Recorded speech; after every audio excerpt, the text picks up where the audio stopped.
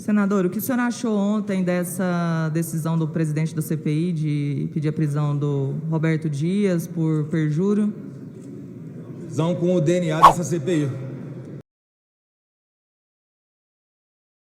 Senador, o que o senhor achou ontem dessa decisão do presidente da CPI de pedir a prisão do Roberto Dias por perjúrio? Prisão com o DNA dessa CPI. Abusiva, ilegal, arbitrária, autoritária, intolerante. E o presidente Omar Aziz, infelizmente, sabe disso. Uma prisão cheia de nulidades. O regimento interno da casa é muito claro dizer que uma CPI, qualquer comissão, não pode funcionar enquanto está acontecendo uma sessão ordinária no plenário. O senador Omar Aziz se encontrava na sessão ordinária, votando. Aí teve notícia de que havia um áudio que pudesse contradizer o depoente, voltou correndo para a CPI e deu voz de prisão. Sem falar que a CPI não tem nem a competência para fazer busca e apreensão. E foi o que fizeram no celular do Dominguete, sob coação, obrigando a entregar o seu celular. E além disso, o vazamento por parte do relator Renan Calheiros de documentos são sigilosos. Ele quebra o sigilo telefone da pessoa de forma ilegal, vaza as informações pessoais que envolvem terceiros de forma também ilegal. Então, uma prisão cheia de nulidades. Agora, com relação ao conteúdo do que aconteceu, o áudio em si não prova nenhum tipo de pedido de propina. Prova, no máximo, alguma contradição entre as datas do que aconteceu, o suposto, aí, o já confidenciado jantar, reunião.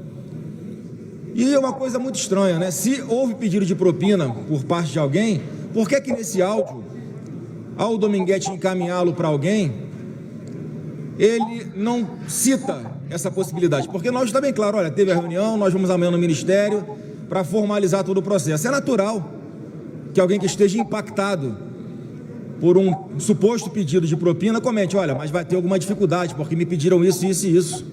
Isso não tem no áudio. Então, mais uma vez, o que está sendo investigado ali, a prisão dele foi por uma suposta contradição entre as datas de acontecer alguma coisa. Nenhuma prova, nada, zero, que comprove que houve pedido de propina. Porque uma coisa não colhe, a sociedade está enxergando.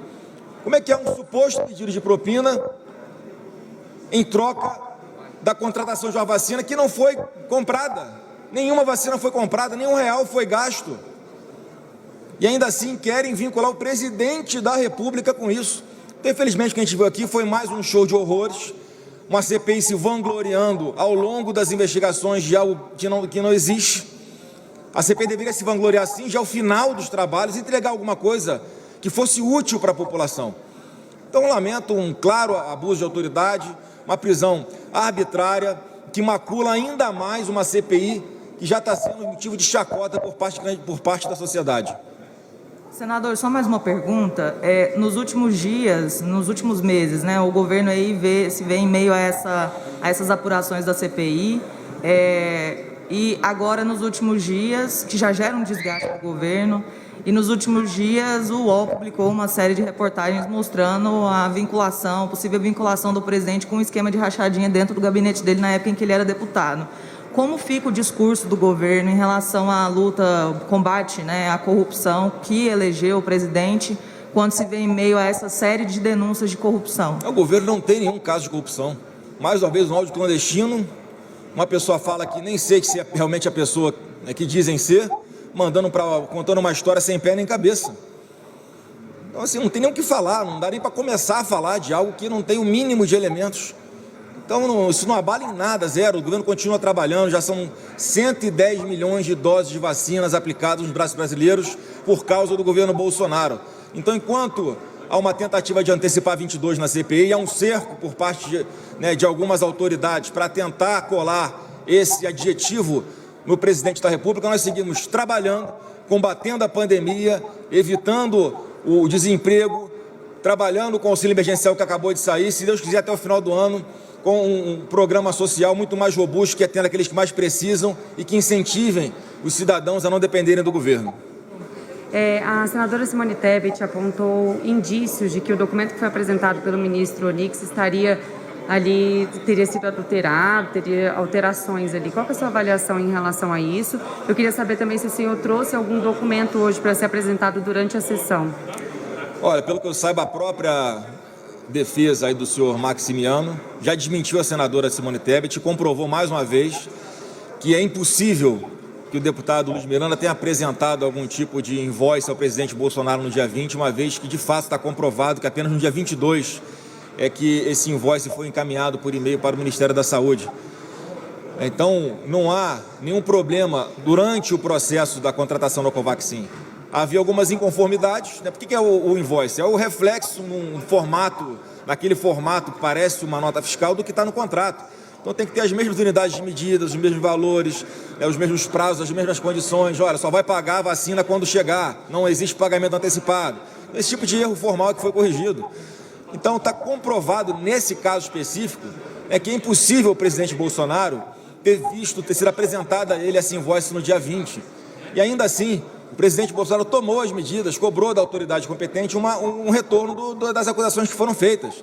E o retorno foi que não havia nada de errado nos procedimentos. Então não tenho o que falar de prevaricação, até porque o chefe do Poder Executivo, ele não pode ser acusado de prevaricação. Não existe acusação de prevaricação só contra o chefe do Executivo, porque ele não é ordenador de despesa. Então, assim, são narrativas e mais narrativas tentando vincular o presidente a algo de errado e não conseguiram e não vão conseguir. Não aceitaram o resultado das eleições de 2018 ainda e vão perder em 22 de novo. Senador, bom dia. Michele Farias, da TV Senado. Qual o impacto dessa prisão para os próximos depoimentos? É só mais uma constatação de que a CPI não quer apurar fatos. A CPI quer perseguir pessoas, quer constranger depoimentos, quer cometer arbitrariedade, quer quebrar sigilo de pessoas para investigar algo que eles nem sabem o que é, a famosa Fishing Expedition. Quando você joga uma rede no mar, puxa e vê o que é que vem sem saber o que é que vem. Isso é completamente ojeirizado na jurisprudência do nosso judiciário. Então a CPI se perdeu completamente e é óbvio que qualquer pessoa que venha para cá agora vai se sentir no direito de ficar em silêncio, independente de ter autorização do Supremo ou não, porque esse tipo de coisa não acontece em lugar nenhum do mundo, a não ser em países ditatoriais. Eu conversei com alguns amigos promotores de justiça, que são delegados. É o seguinte, vocês já interrogaram alguém dessa forma? E falam, senador, nunca. O que está acontecendo na CPI não tem precedentes na história de investigação nenhuma. Então é uma coisa raivosa. O senador Renan Calheiros, que é o relator dessa CPI, já corre aqui nos corredores do Senado. Todo mundo sabe que tem um bunker na sua casa com a foto minha colada na parede e como um organograma de pessoas que estão no meu entorno, que ele busca algo que exista contra elas, que não tem nada a ver com o Covid, que não tem nada a ver com nada, para tentar me incriminar de alguma forma, me desgastar de alguma forma. Esse é o papel, esse é o instrumento que o senador da República, relator de uma CPI, está usando de uma forma alegal, abusiva e que vai ser representada por mim na Procuradoria-Geral da República e no Conselho de Ética dessa casa, essas posturas completamente ilegais, absurdas e arbitrárias do senador Renan Calheiros. Ele acha que ele pode fazer o que ele quer, que nesse país não tem Constituição, que nesse país não tem lei e que ele pode perseguir quem ele bem entender pelo simples fato de ter um instrumento na mão como relator de CPI. Mais uma vez, a história não fecha. Como é que você tem uma negociação, uma suposta negociação, um suposto pedido de propina, de um lado, alguém que nunca provou que existiam as 400 milhões de vacinas, até hoje a Covaxin só fabricou 600 milhões de vacinas no mundo. Quer dizer, é impossível que se houvesse a possibilidade de entrega de 400 milhões de vacinas para o Brasil. Nunca houve a comprovação de que essas vacinas existiam. Uma pessoa que tinha um contrato, um acordo verbal com um representante, sim, da Covaxin, e que a Covaxin que não tinha aí o contrato para fazer a negociação por intermédio da AstraZeneca. E do outro lado, pessoas que não tinham nenhum domínio final de fato, nenhuma força para decidir se as vacinas seriam compradas ou não. Então a história não fecha. E, infelizmente, até agora, o que está acontecendo são acusações levianas, uma criação da narrativa absurda para tentar atingir o presidente Bolsonaro. Mais nada.